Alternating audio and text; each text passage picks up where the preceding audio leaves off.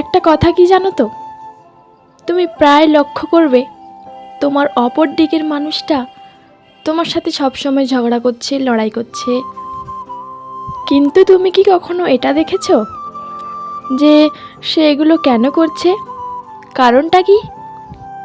তুমি কি কখনো লক্ষ্য করেছো যে তুমি তার সাথে কেমন ব্যবহার করেছো? সে যে জিনিসগুলোতে কষ্ট পায়, তুমি তার সাথে বারবার সেগুলো করেছো। সেই জিনিসগুলো তাকে ভীষণ কষ্ট দেয়।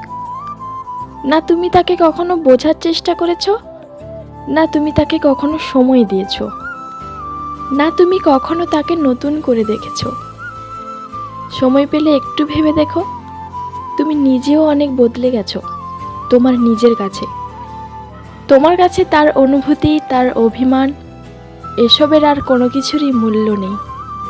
অথচ একটা সময় তুমি এই জিনিসগুলোকে আগলে রাখতে, যত্ন করতে, ভালোবেসে গুছিয়ে রাখতে নিজের কাছে। আর আজ এতদিন পর তোমার সাথে যখন তোমার অপর দিকের মানুষটা ঠিক একই রকম ব্যবহার করে, তখন তুমি কষ্ট পাও, তোমার তখন খারাপ লাগে। কিন্তু কখনো ভেবে দেখেছো যে তুমি সেই মানুষটার সাথে কেমন ব্যবহার করেছিলে, কি কি করেছিলে তার সাথে, কতটা কষ্ট দিয়েছো, কতটা খারাপ ব্যবহার করেছো, নিজের অজান্তে হোক বা নিজের ইচ্ছেতে।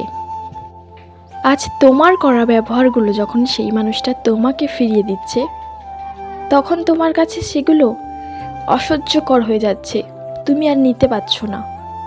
আমি জানি না মানুষ কেন ভুলে যায় যে অপর দিকের মানুষটাও, তারও মন আছে, তারও কষ্ট হয়, তারও কিছু ভাবনা থাকে, তারও কিছু স্বপ্ন থাকে যেগুলো অতুলনীয়।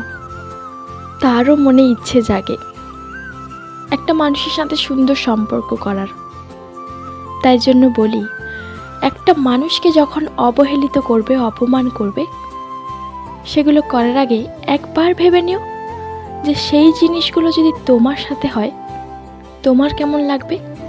তুমি মেনে নিতে পারবে তো? তুমি সহ্য করে নিতে পারবে তো? পারবে না। কিন্তু তোমার অপর দিকের মানুষটা আজ পর্যন্ত সহ্য করে তোমার কাছে থেকে গেছে। তাই সেই মানুষটাকে সবসময় আগলে রেখো। সো ফ্রেন্ড, আমি দিশা ছিলাম তোমাদের সাথে। ভিডিওটি কেমন লাগলো অবশ্যই কমেন্ট করে জানিও। আমার চ্যানেলে যদি নতুন হয়ে থাকো তবে চ্যানেলটি অবশ্যই সাবস্ক্রাইব করো। আর আগে থেকে যারা সাবস্ক্রাইব করে রেখেছো তাদেরকে অনেক অনেক ধন্যবাদ। আজকের ভিডিওটা এই পর্যন্ত, দেখা হবে আবার নেক্সট কোনো ভিডিওতে।